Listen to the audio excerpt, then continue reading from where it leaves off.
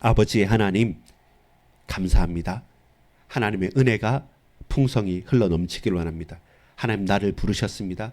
그 부르심의 소망이 무엇인지 알게 하옵소서. 누가 왜 무엇 때문에 나를 부르셨고 나는 어떤 부름을 받았는지 분명히 알고 그 부름에 합당하게 행할 수 있도록 주여 은혜를 베풀어 주옵소서. 구주 예수 그리스도 이름으로 간절히 기도합니다. 아멘.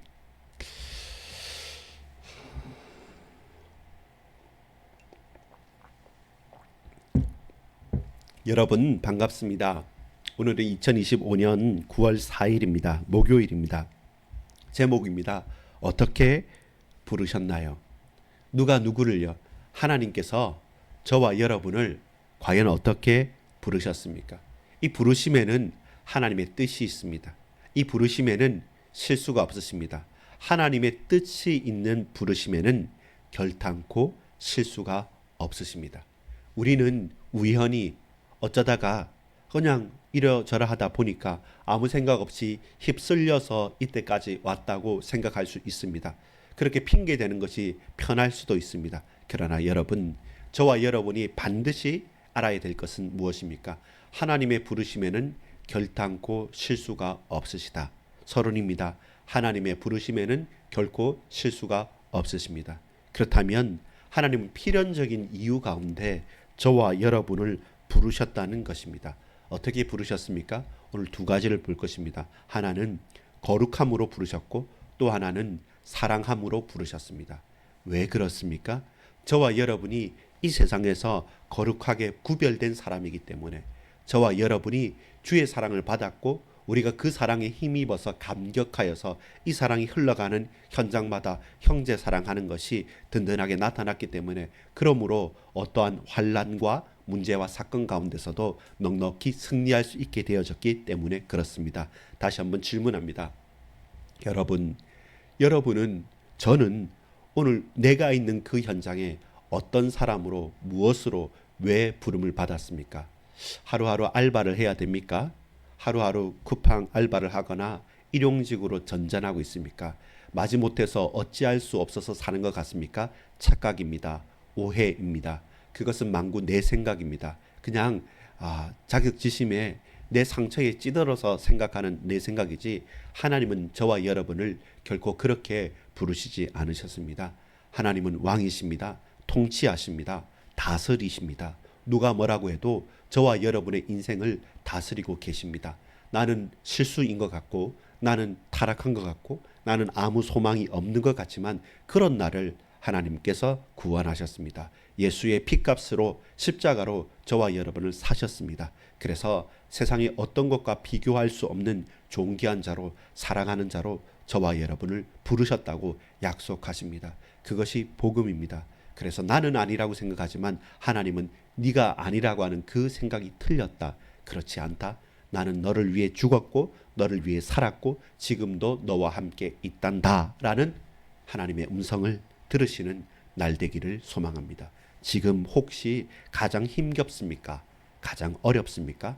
가장 기쁩니까? 가장 행복합니까? 내 마음의 상태에 좋고 나쁨에 상관없이 언제나 하나님은 우리를 붙드셨고 지금도 임마누엘 항상 우리와 함께 하고 계신다는 하나님의 부르심의 그 음성을 듣는 날 되기를 소망합니다. 하나님께서 저와 여러분을 부르셨습니다. 어떻게요? 첫 번째입니다. 거룩함으로 부르셨습니다. 세상에는 온갖 악한 말들과 온갖 센 말들이 많이 있습니다. 성공한다는 말도 있고 망한다는 말도 있고 죽겠다는 말도 있고 너무 경기가 어렵다는 말도 있고 전쟁이라는 실제 말도 있습니다.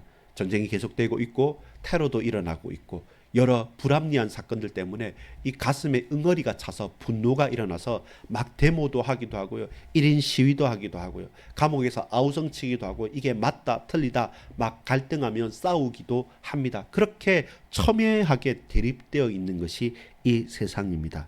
그런데 하나님께서 그 세상 가운데 어떻게 하셨습니까? 저와 여러분을 구별하셨습니다.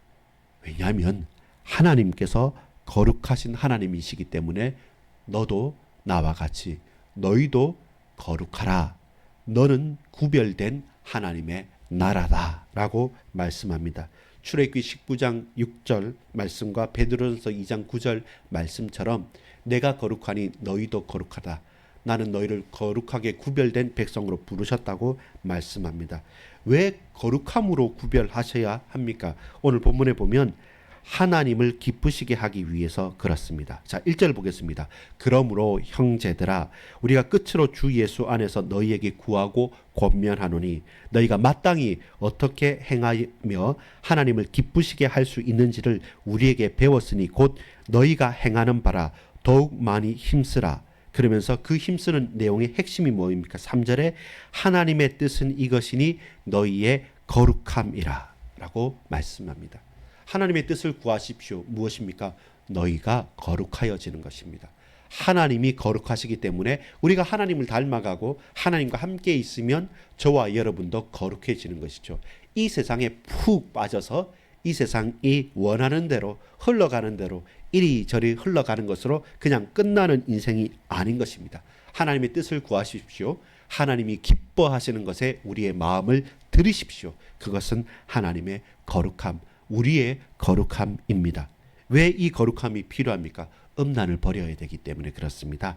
여러분 오늘 본문 4절에 보면 단어가 좀 특이한데요. 각각 거룩함과 존귀함으로 자기의 아내 대할 줄을 알고 라는 단어는 실제로 헬라어로 보면 자기의 그릇을 통제하라는 것입니다. 아내가 통제하는 것은 아니죠. 근데 그 뒤에 말이 뭐냐면 하나님을 모르는 이방인같이 세욕을 따르지 말고 또 음란 행하지 말고 형제를 해하지 말라는 단어가 나왔기 때문에 당시에 데살로니가 교회에서는 아내들을 마음대로 바꾸는 겁니다.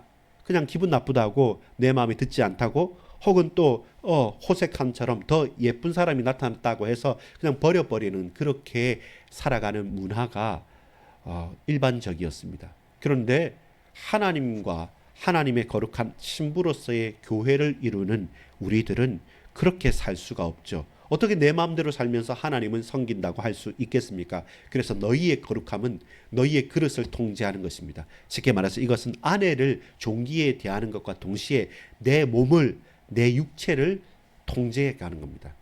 음란이 일어나고 여러 타락의 문제가 우리 앞에 다가올 때 내 마음대로 내 몸을 놀려가지고 그렇게 타락과 음란에 쓰러지지 말라는 겁니다. 그렇게 똑같이 살아가지 말라는 겁니다. 그러면요, 여러분 영업을 못할 수 있습니다. 술 한잔은 해야지.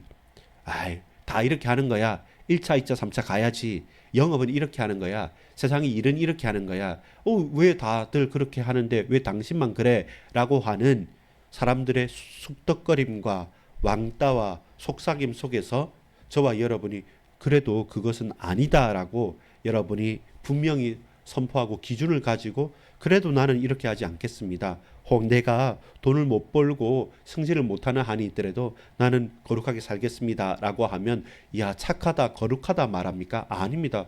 저 이상한 인간이 니만 잘났냐 이렇게 손가락질을 당하고 여러분 환난과 핍박을 당할 수 있습니다. 그것을 해라는 것입니다. 더욱 그렇게 행하라는 것입니다. 그것이 거룩하신 하나님 앞에서 우리가 사는 거룩이라는 것입니다. 여러분 그것은 힘없는 것이 아닙니다. 용기 있는 것입니다. 그것은 믿음이 없이 할 수 있는 것은 아닙니다. 말로는 누가 못합니까? 근데 더욱 그렇게 행하며 살다는 것은 불가능한 것입니다. 거룩함으로 부르셨기 때문에 구별되이 살아가십시오. 더욱 그렇게 행하십시오. 우리에게 유혹이 다가오고 우리에게 편한 길이 다가오고 아주 달콤한 속삭임으로 다가올 때 그때 여러분 혹 이게 문화고 혹 이게 관행이고 혹 다들 그렇다고 한다고 해서 저와 여러분까지 다 그렇게 살아가는 것은 거룩을 저버리는 것입니다. 하나님은 거룩하시고 우리를 거룩하게 부르셨기 때문에 저와 여러분 그렇구나. 하나님의 거룩한 부르심에 나도 구별되이 행하겠다. 이것이 우리의 부르심에 대한 합당한 화답, 응답입니다. 두 번째 부르심은 뭡니까? 사랑으로 부르셨습니다. 9절 10절에 보면 형제를 더욱 사랑하라고 말합니다. 여러분 정말 잘하고 있다는 칭찬을 듣습니다. 이 말이 뭐냐면 사도 바울이 데살로니가 교회에서의 약 3주간의 새 안식일 동안의 사역 이후 피치 못한 사정, 환난 가운과 핍박 가운데서 떠나게 됐죠. 그래서 애틋한 마음이 있었어요. 정말로 그들이 간절하게 사모하면서 복음을 들었는데 어떻게 잘할까? 왜냐하면 환난이 크게 다가왔거든요. 바울이 쫓겨가면서 아덴에서 내가 가진 철학을 가지고 멋지게 선포했을 때는 몇몇 사람의 열매는 있었지만 사실 실패와 다름없는 현장이었습니다. 근데 소문을 들어보니까 데살로니가 다른 건 거예요. 그래서 또 누굴 보냈습니까? 디모데를 보냈어요. 디모데를 통해서 돌아온 소식도 보니까 정말로 대단한 겁니다. 우리가 전한 대로 환난 가운데서도 그 믿음을 지키고 그 형제 사랑하는 소망들과 사랑의 소식들이 왕왕 다가오는 거죠. 그러니까 디모데에게 다시 말하는, 너 빨리 다시 가라. 정말로 이들에게 믿음을 굳건하게 하라고. 너희 잘하고 있다고. 정말로 잘하고 있다고. 오늘 본문에 말합니다. 형제 사랑에 대해서는 내가 더 이상 쓸 말이 없다고 말하는 겁니다. 그만큼 그 받은 그대로 간절함과 소망을 가지고 그리스도 예수 안에서 무엇입니까? 믿음의 역사와 사랑의 수고와 그리스도 예수를 향한 소망의 인내를 가지고 성령과 능력과 성령과 큰 확신 가운데 제대로 더욱 힘쓰며 살아가고 있었기 때문에 너무 기뻤던 겁니다. 가장 그것이 바울에게는 위로가 되어졌고요. 힘이 되어졌습니다. 그래서 그들에게 권면하는 것이 무엇입니까? 잘하고 있습니다. 그리고 더 열심히 잘하십시오. 더욱 힘써 행하십시오. 왜냐하면 지금과 같은 핍박과 환난이 앞으로도 계속될 것이기 때문에 다시 디모데를 보냅니다. 다시 내가 당신들을 볼 것입니다. 정말로 사모하며 기다리겠사오니 그때 우리 다시 만날 때까지 이 복음 안에서 사랑으로 함께 있읍시다. 우리는 어떻게 부름받았습니까? 거룩함으로 부름받았고 우리는 사랑함으로 부름받았습니다. 그것이 말만이 아니라 진짜였습니다. 어떻게 압니까? 자기에게 있는 데살로니가 사람들만의 사랑이 아니었습니다. 저 먼 데서 저 북쪽에서 마게도냐의 형제들이 왔어요. 근데 그 외인과 같은 그 잘 모르는 그 연약한 저 먼 곳에 온 이방인과 같은 그들에게도 동일하게 형제 사랑함을 베풀었기 때문에 더 이상 말할 게 없다라고 할 만큼 참된 믿음의 행동을 행했다는 것입니다. 여러분, 사랑으로 부르심을 받았습니까? 그러면 증언해야 됩니다. 내가 증거가 돼야 되고 다른 사람도 그것을 인정해야 됩니다. 그게 진짜 사랑이지 말로만 나는 내 딴에서는 내 힘내서 다 했는데요 라고 핑계할 수 있는 것은 아닙니다. 사랑은 끝없는 사랑이고 영원한 사랑이고 한량없는 사랑입니다. 우리가 그 하나님의 사랑과 은혜를 받았기 때문에 그런 사랑으로 우리 형제들을 사랑해 가는 것입니다. 그러면요 바뀝니다. 인생이 바뀌고 마음이 바뀌고 말이 바뀌고 행동이 바뀝니다. 결국 바뀌지 않는 사랑이란 바뀌지 않는 행동이란 그것은 거짓입니다. 거짓입니다. 말은 많이 하지만 진짜는 참은 아닌 것이죠. 결론을 맺겠습니다. 여러분 어떻게 부름받았습니까? 거룩함으로 부름받았기 때문에 구별되이 사십시오. 사랑으로 부름받았기 때문에 그 사랑을 증언하십시오. 온몸으로 증언하십시오. 결론입니다. 증인으로 부름받았습니다. 스스로 자기의 필요를 채우라는 것입니다. 오늘 본문 마지막에 뭐라고 말합니까? 11절에 또 너희에게 명한 것 같이 조용히 자기 일을 하고 너희 손으로 일하기를 힘쓰라.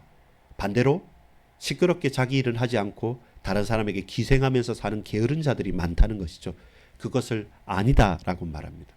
조용히 자신의 일을 하면서 내 손으로 내가 직접 자급자족하지만 누구에게 핑계대지 않고 어떤 사람의 도움도 필요하지 않을 만큼 우리가 성실히 하나님의 은혜를 간구하면서 살아가는 것입니다. 12절에 이는 외인에 대하여 단정히 행하고 외인이 꼬투리를 잡을 수 없게 말하며 또한 아무 궁핍함이 없게 하려 함이라. 우리가 그 손으로 행할 때 다른 필요가 없을 만큼 다른 사람의 필요를 채울 만큼 풍성한 것이 우리에게 있기 때문에 궁핍함이 없는 것이죠.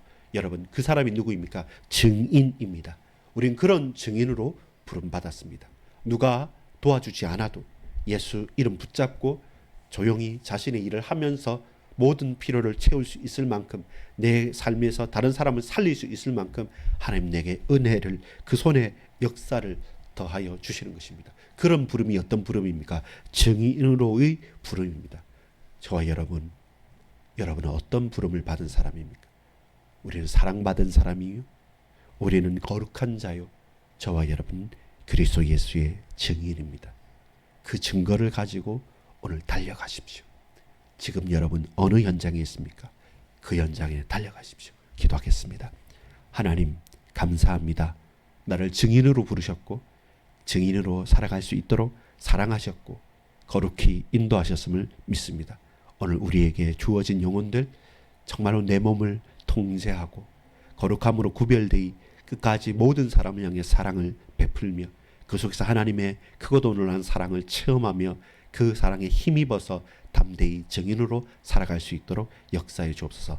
게으르지 않고 시끄럽지 않고 묵묵히 자신의 일을 하되 필요함이 없을 만큼 충족하게 채우시는 하나님의 은혜를 받아 누리게 하옵소서. 이 모든 은혜와 영광과 축복과 역사가 우리 모든 반석의 동역자들과 그 현장의 모든 나라와 민족과 사건들 속에 풍성하게 분명하게 드러나게 하옵소서. 구주 예수 그리스도 이름으로 간절히 기도 올리옵나이다. 아멘.